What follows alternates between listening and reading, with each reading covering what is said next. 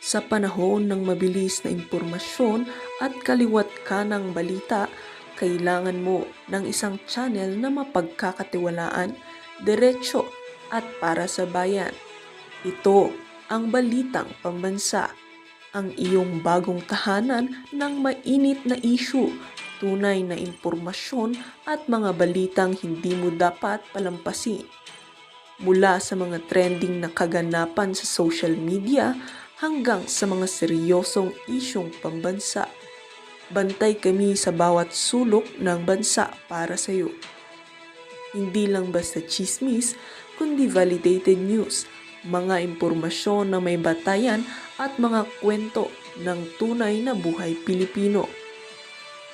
At kung gusto mong laging nauuna sa kaalaman, huwag kalimutang mag-like, mag-share at higit sa lahat, mag-subscribe.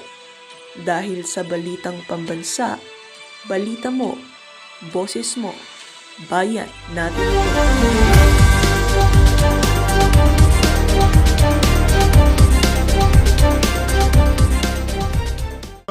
Subukan natin, dito tayo magkakaalaman. Gaano ba kakapal ang pagmumukha nitong si Martin Romualdez? Irerespetuhin niya ba ang desisyon na yan ng Korte Suprema o pagka hindi pinagbigyan ng kanilang motion for reconsideration, magmamaktol na naman sila na parang bata dyan sa House of Reptile. Tawagin mo ngayon yung lugar nila dyan, House of Reptile. Puro kasi sila mga ahas, crocodile. Mga walang yaho talaga, sa totoo lang. We'll also exhaust our remedies, which is we will also be preparing a motion for reconsideration. An MR? Yes, within 15 days of our official receipt. But it's a unanimous decision, sir. Mr. Speaker. Well, we hope that there could be probably some refinements on the decision. Yan ang problema. Pinagpapaliwanag kayo, ayaw nyo magpaliwanag. Ngayon naglabas ng decision, magmamakaawa kayo. Motion for reconsideration. Yan ang pang iko-considera nila. Unconstitutional nga. Hindi nyo sinunod yung 1-year bar rule. Di ba? Kahit ano pa sabihin mo, tambalusos, wala na. Ika nga, GG good game ka na. Tapos na. Meron pa naman February 8. Kung meron pa kayong pera. Kung meron pa kayong mapapangako sa mga pipirma. Diba? Yun lang naman yun eh. Tayo ay naiintindihan natin to si Tambaluslos. Ika nga, talagang ginawa na ho niya lahat ng makakaya niya para umabot dyan sa kinalalagyan niya na yan, ang impeachment ni BP Sara. Pero ang mahirap po dito mga kababayan, umabot na tayo dyan sa estado na yan, ganito pa ang ilinabas na desisyon ng Korte Suprema. Tapos ngayon pupunta ka doon para magmakaawa ka, please. Ano naman konsiderasyon naman, konting konsiderasyon. Inuna mo kasi ang hangin, inuna yabang. Yan ang problema pagka inuuna yabang. Tayo di tayo nagayabang eh. Puro kayabang. Pagka sinabing, halika dito. Sabi ng Korte Suprema, halika dito. Paliwanag niyo sa akin, yung 200, halika dito. Ano tong articles of impeachment? Nabasa nyo? Dito. Wala, naduwag ho lahat eh. Walang gustong sumagot sa Korte Suprema. Ngayon nagmamakaawa ka. Problema. There's an interesting post by Justice Escuna. Retired Justice Escuna. I haven't read it. We might want to look into it because it's very interesting. You're saying na they're rewriting the rules. Well, yes, I think they're modifying the Gutierrez and the Francisco that's rulings, which we actually were adhering to in the process. But nonetheless, we reserve that for the MR. If I may, one last, still on the same topic. Talagang compose pa rin siya eh, kahit na nagmumukha na siyang tanga sa buong sambayanan. Sa bagay, yung nagagalingan lang naman sa'yo, yung mga bayarang Talyanista at Ensaymada, di ba? Di ba? Sila lang naman nagagalingan dyan sa mama na yan. Tanggalin mo yung mga bayarang Ensaymada at Talyanista, walang pupuri dyan sa baboy na yan. Nadidistorba yung mo? Nadidistorba yung kaluluwa mo, Brad? Uso mo ba yan eh? Yung kaluluwa mo madidistorbo? Si ano nga, di ba, yung si Risa Hontiveros, nadidisturb daw. So, kumpletuhin natin yung video na yun. Are you looking at the possibility, or they said any new complaint will be filed February 6 pa next year. Are you looking at the possibility of that's- another complaint? That's still too far ahead. We'll cross that bridge when we get there. Lana, papangako, Brad. Lana, ubabantayan na Bicam. Babantayan na yung budget. Ngayon, sino magtatangkang pipirma dyan? Yung mga unggoy na pipirma dyan, ng mga congressman. Tingnan natin kung meron pang pipirma dyan. Anak ng toka, mapanggang sa kayo mga panahon na to, lahat ng pumirma, yung 200 na nakapirma sa impeachment ni BP Sara, binabalagbag pa rin sa social media. O ipapakita ho natin pagmumukha ng mga yan. Relax lang. Tinabi ho natin ang mga larawan ng mga nakakagigil na buhaya na yan. Yan ang problema, Brad. Ito, ano moral lesson dito, mga kababayan? Maa-apply ho natin ito kahit sa mga kababayan natin dito sa PH Update. Huwag ho natin iuna ang yabang. Dahil pagka ang Diyos ng tadhana ang yumari sa'yo, ay ako, laking kahihiyan ang aabutin mo. Kaya wag magyabang. Manatili lang, yung kalma lang, di ba? Wag, pinapakit mo kasi sa ulo mo yung mo eh. Di ba? Yung pagiging speaker. Wala naman yung pwesto na yan. Gawa-gawa lang yan. Binigay sa'yo ng pinsa mong bangag. Eto, punta ko tayo dito kay Shell Jokno bago tayo dumako dito kay dito kay Senator Mig Subiri. Pahiya ho yung si Soto dito kay Senator Mig. Ito, panoorin natin game. Ay hindi, mo pala tayo. Ito ho muna si Leila de Lima. Ako medyo na ako dito. Ang nadi-disturb din ako eh. Di ba madam, ramdam ko eh, nadi-disturb din ako eh. Ito si Leila de Lima. Game. Wala na, iiyakan sila game. To those discouraged, I understand your dismay. But let me assure you, this is not vindication for anyone. This is not exoneration. Walang naburang kasalanan. Walang nalinis na pangalan. Teknikal ang desisyon. Ang mga alegasyon ay nananatiling totoo, malubha, at hindi pa nasasagot. We must not let this ruling numb our sense of justice. Hindi tayo dapat masanay sa mga leader na hindi napapanagot. Nako? Hindi pa tapos ang laban. Kaya sa lahat ng nagmamalasakit, sa lahat ng nagtatanong, patuloy tayong manindigan. Patuloy tayong magbantay. Patuloy tayong manindigan para sa isang gobyernong totoo ang pananagutan. Nako, ho talaga. Kita ho sa pagmumukha nitong si Leila de Lima na sobrang dismayado ho sila sa naging desisyon ng kataas-taasang hukuman, ika nga. Ito mga kababayan, dito tayo kay Shell Jokno. Ito interview niya pa ho ito kagabi pa ito pero ito mga kababayan marami hong pinakawalang kabalintunahan itong mama na to dito sa interview niya sa 1PH. Ito, pakinggan nun natin mga Reaction kababayan. po muna, Kong. Dito sa, sa mukhang wala nang mangyayaring impeachment. Trial. Actually, may mga tanong din ako. Kasi itong nangyaring desisyon ng Supreme Court ay lumabas samantalang naka-convene na yung ating impeachment court. At yung isang bagay na mukhang hindi ata ito na pag-usapan sa decision ay anong epekto ng pag-convene ng impeachment court. Kasi ang nakalagay sa ating konstitusyon, once the Senate convenes as an impeachment court, ay ang impeachment court lang ang may sole power to try and decide the impeachment case. Kung maalala ninyo, nung nag-convene ang impeachment court, mismong sila rin ay nagpadala ng utos sa House of Representatives na i-certify kung talagang sumunod ang House of Representatives sa Constitution. Tapos meron pang second directive na itanong daw sa 20th Congress, pag nagsimula na ang 20th Congress, kung gusto nilang matuloy o ituloy yung paglilitis ng kaso. Ang House ay sumunod naman doon sa utos ng Senate bilang impeachment court. Doon sa unan, sinertify nila that everything was above board and in line with the Constitution.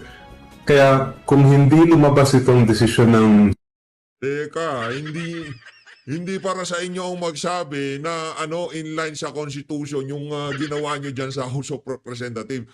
Kaya nga tumatakbo sa Korte Suprema pagka merong hindi na pagkakasunduan sa mga ginagawa nyong kabalinto na dyan sa mataas at mababang kapulungan ng Kongreso. Di ba?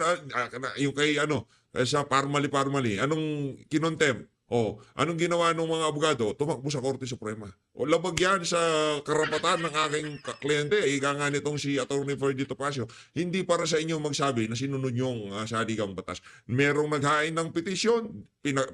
Pinag-usapan ng petisyon dyan sa Korte Suprema. At sinabi ng Korte Suprema na unconstitutional. Masyado nyong minadali. Hindi nyo man binigyan ng pagkakataon yung Ali na madinig ang kanyang side dyan sa House of Representatives. ng Supreme Court ay malamang natuloy na yung ating trial, ng impeachment trial na sinasabi natin. Ang nagiging resulta, tama kayo kanina na nakikinig ako sa usapin ninyo, hindi naman sinasabi ng court na totally baliwala na yung impeachment. But if we follow that decision, then we will have to wait until next year para maituloy ang impeachment. Pero Congressman Shell, parang sinasabi nyo, since naka-convene na as an impeachment court ang Senate, ay parang dapat sila na magdesisyon kung talagang dapat ba itong gawin o hindi. At hindi na dapat nakarating sa Korte Suprema. Tama ba yung intindi ko sa inyo doon? Hindi nga pwedeng ganun. Talagang si Chel Jokno, hindi pwedeng ganun. Dalawa kasi ang power na kailangan natin balansehin. Yung una, yung kapangyarihan ng Supreme Court to determine kung nagkaroon ng grave abuse of discretion ng anumang ahensya o departamento ng ating pamahalaan. Clear yun, talagang nasa power ng Supreme Court yan. Pero yung pangalawa ay yung power naman ng impeachment court na pag sila ay nag-convene, sila lang dapat ang may sole power or authority to try and decide the impeachment case. Kung lumabas sana itong desisyon bago nag-convene ang impeachment court, ay wala naman akong nakikita ang problema dahil exercise ng Supreme Court power to check grave abuse of discretion yan. Pero ngayon na nag-convene na nga ang court, tapos ito na lumabas yung decision ng Supreme Court, it raises a question because the impeachment court is not part of the judicial department. Hindi naman siya sumasailalim sa court structure ng Supreme Court.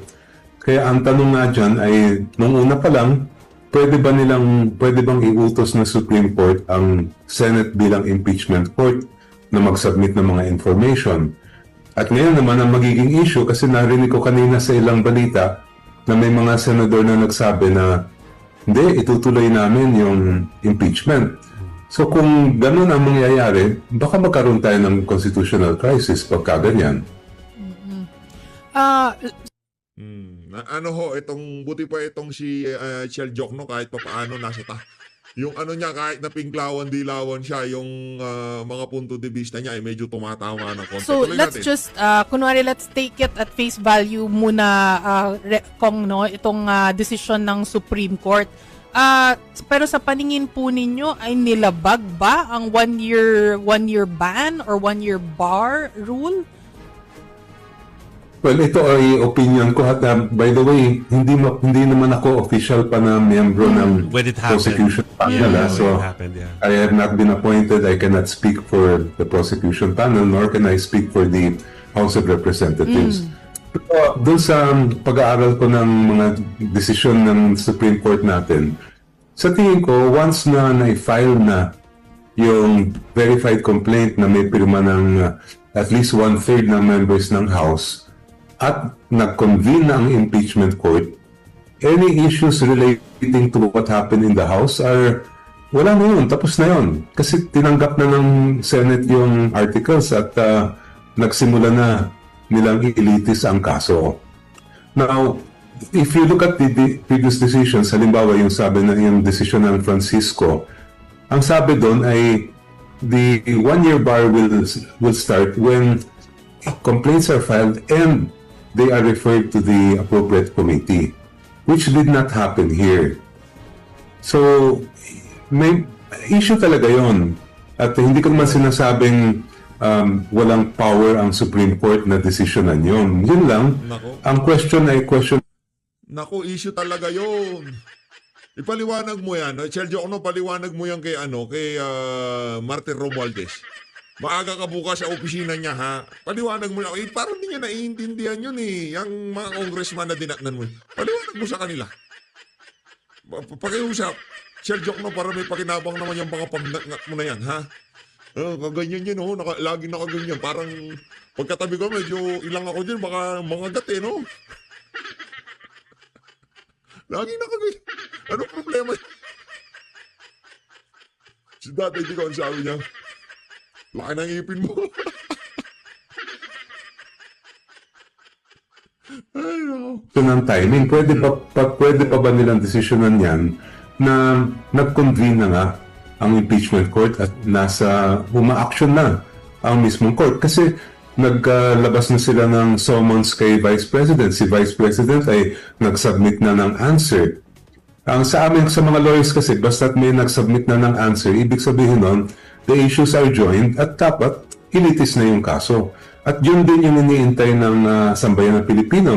Based sa mga survey, everyone is waiting for the trial to begin para makita kung ano ba ang ebidensya at mismo ang mga Pilipino ang maghuhusga din kay Vice President Sara Duterte. Since marami pa po kayong katanungan, no? Like for example, yung timing, tapos kung dapat pa bang kung may right pa ba or yung Supreme Court na gawin itong decision na to given na nag-convene na yung impeachment court, meron pa po kayong plano in February na gumawa ng action po para matuloy po ito? Well, mag-uusap pa kami sa partido ko, no? I cannot preempt the decisions of the Akbayan na party list.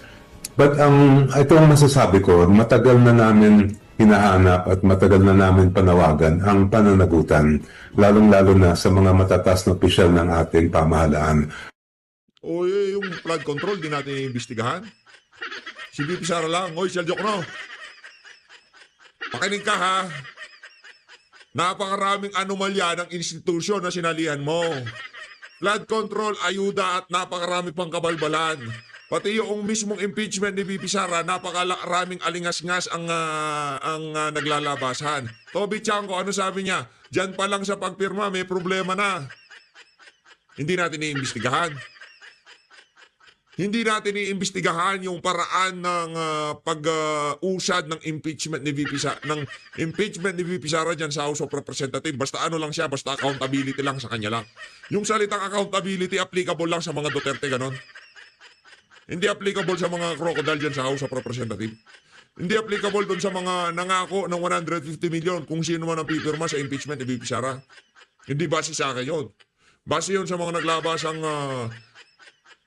intriga dyan sa... ito na, si Congressman Toby Chanko, sinabi niya, di ba? Pinangakuan ng kung ano-ano yung mga pipirma dyan sa impeachment na yan. Hindi ba natin iimbestigahan yun? Accountability, Duterte lang, ganon.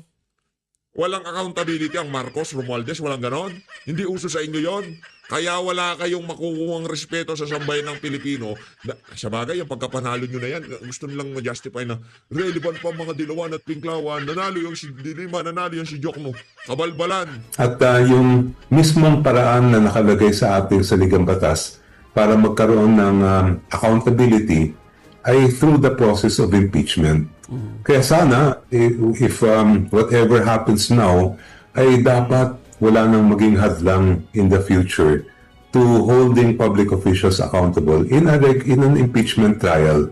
After all, wala pa naman tayo sa trial, kaya mahirap na natin sabihin na wala pang day in court, hindi pa nabigyan ng pagkakataon si Vice President dahil may bibigyan talaga siya ng pagkakataon na idepensa ang sarili pag umabot tayo sa trial sa Senado.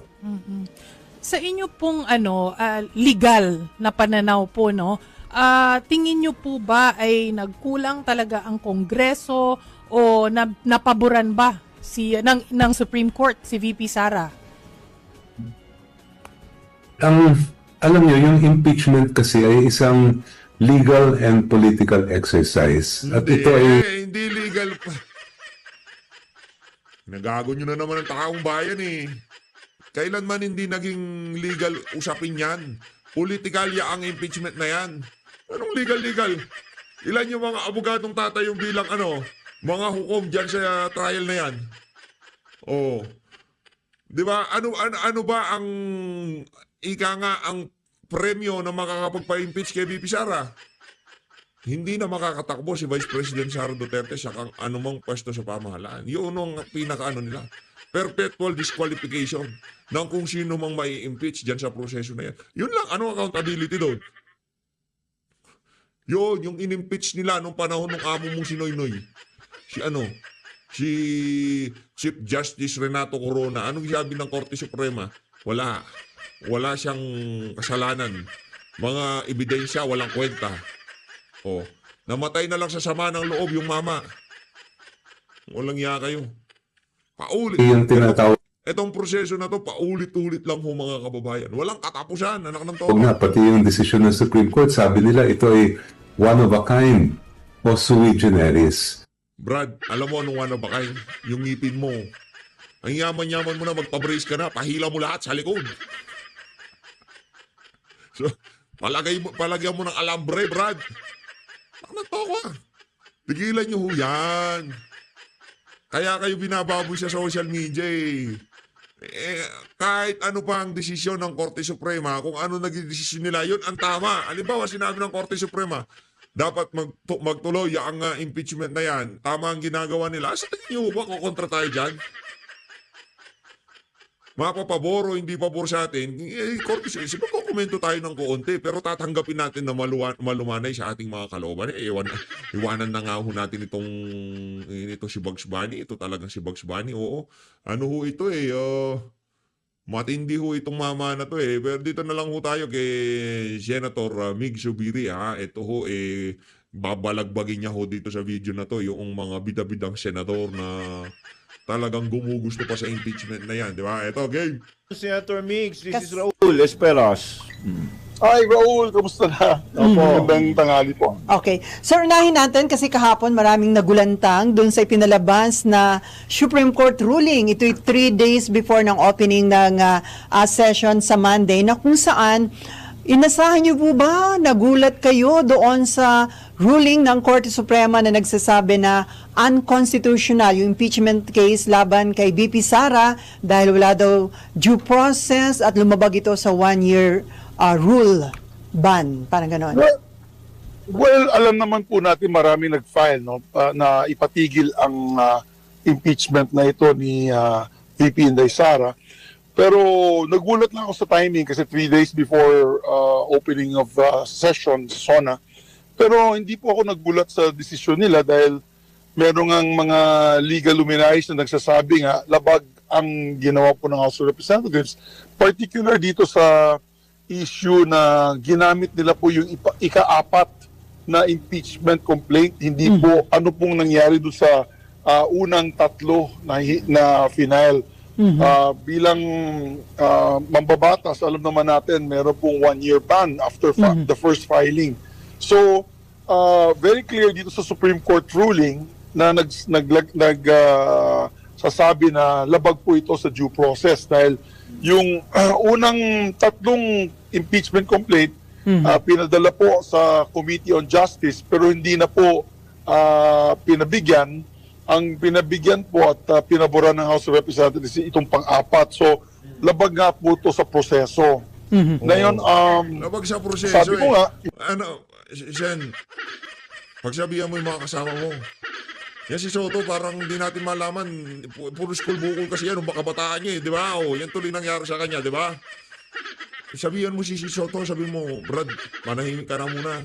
Yung legal luminary mo, tapan mo yung bibig niya, parang hindi niya alam mga na wala tayong magawa kung gusto man natin o hindi, di ba? Whether you're in favor of the impeachment or not, nagsalita na po ang Supreme Court. At ito po ang final arbiter, ika nga. Sila po ang nagdidesisyon sa lahat ng kasong constitutionality sa ating bansa. Kung may issue na constitutionality, ang Supreme Court, hindi po ang House, hindi po ang Senado, hindi po ang Executive ang magdidesisyon yan. Ang magdidesisyon yan ang Supreme Court. Kaya sabi ko nga kagabi, medyo 12:00 na ako nag-post, hindi na ako makatulog dahil ang dami pong pasaway, nagagalit sa decision at sabi nila ay wala silang pakialam sa decision ng Supreme Court at itutuloy pa rin nila.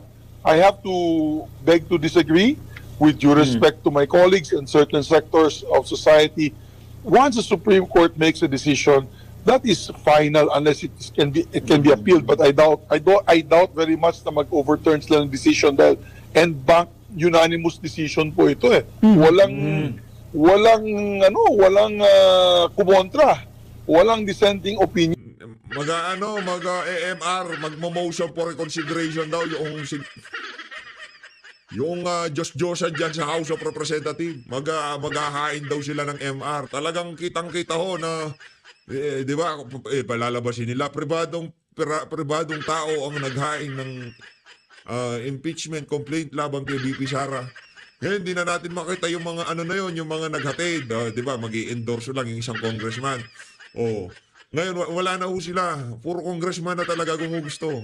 Sabagay, tapos na trabaho ng mga individual na yun, di ba? Yun, kaya sabi ko nga, mukhang malabong ma-overturn itong decision ng Supreme Court. So sinabi niyo final arbiter ang Supreme Court. So hindi na po kailangan na pagbotohan pa ng Senado kung susundin o hindi ang naging ruling ng Korte Suprema?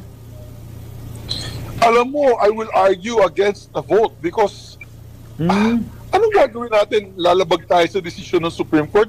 Sana papunta na tayo ng kangkungan yan bilang isang bansa. Di ba? Ang Supreme Court, ang final arbiter many of these issues, yung ating impeachment court. May nagsabi nun si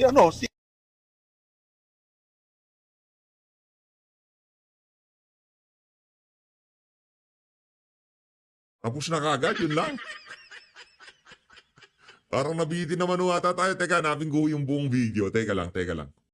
Ayun na nga mga kababayan, di na ho natin makita. Abangan yung tabayanan nyo lang ho sa susunod na video.